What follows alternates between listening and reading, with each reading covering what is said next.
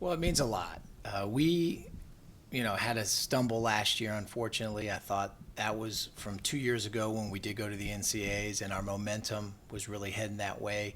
To take that stumble last year was disappointing, and then to come out this year and play so well and do so well, both nationally and in the Big Ten, that made it all feel better. That's for sure. When you think about the opportunity, there are only 64 teams on a bracket, and you get to be in this position.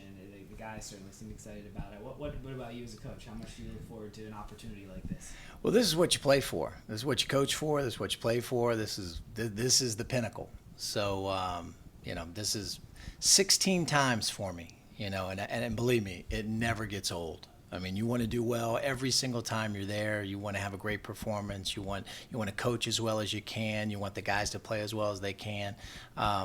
This is why you get in this profession. I mean, this is why we play. How would you characterize your season? I would say, where 2 years ago I thought we overachieved. I think we have a very talented team, and there wasn't a sense of overachieving. We always just talked about, hey, play to your capabilities, and we'll be fine. And we did that this year. We played our capabilities almost every match. The new scoring system was different, but in some ways it did help us. Some ways I think it did hurt us, but we adjusted.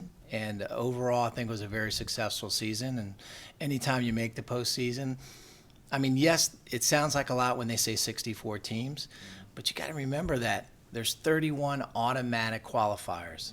For the tennis person out there, there's 31 automatic bids. That go out. So to make the NCAAs first it's getting so tough. So we're just fortunate we were able to get in. How did playing in the Big Ten help you get to this point? Big Ten's getting stronger. You've got some teams, 3 teams in the top 16. You got 1 team in the top 5. Day in and day out on the weekends, the last weekend, basically April, when you're playing all Big Ten matches, every single team you're playing on the road and home, they're just ready. They know your game because they've seen you so many times. They know your strengths. They know your weaknesses. Great coaches in the Big Ten, great players in the Big Ten. So it undoubtedly gets us ready for where we are now.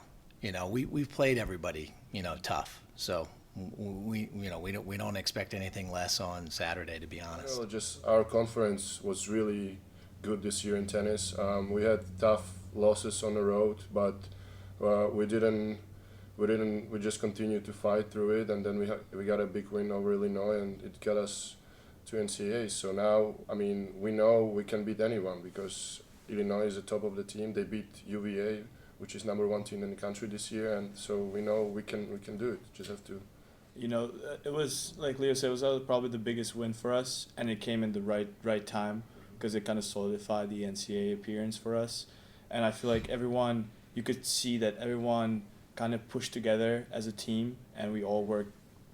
Everyone was just fighting so hard for that because we knew we if we win this, we're in the NCAAs, and it showed the character of the team, I think, really well because everyone was very pumped, and we just fought really hard and played a great match there. So I think if we continue playing like that in the NCAAs, we have a great chance because, as I said, we have a great team. So, yeah.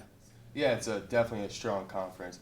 You have tough road matches, you have tough home matches against Illinois, Northwestern, and when you see that you can compete with these top teams, Illinois, Northwestern, you can beat anybody in the country. UVA lost to Illinois this year. We beat Illinois, but we're not looking ahead right now at Virginia. We're looking at Columbia, and they're a great team, Ivy League champs, and we're just gonna fight as a team, have positive attitude on the court, and see what happens from there. What's your initial scout of Columbia? Phew, what a team. The last 3 years, they've had an unbelievable run. And, the guys aren't going to say it, but I can say it because I'm the coach.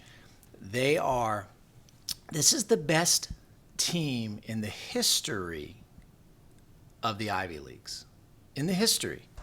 No team has gotten as high as they have. No team has made 2 Sweet 16 appearances in the past 2 years.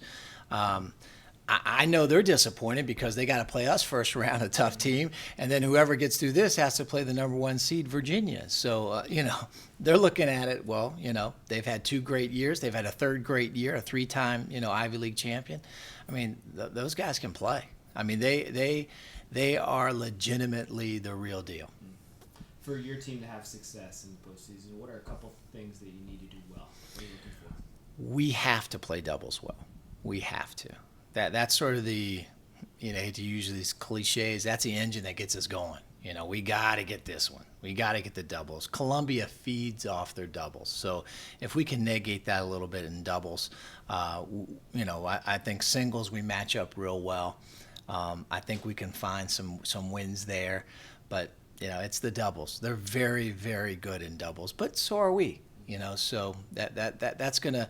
I hate to say that's gonna determine the match, but it might.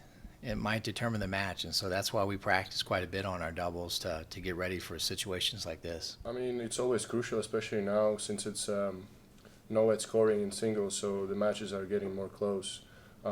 So it's really huge to win. I mean, doubles point because you get them. First of all, you get momentum, and then it's just. Especially against a team like Colombia, they're really good in doubles, so that would be really great win for us, so we can shift it to the singles after.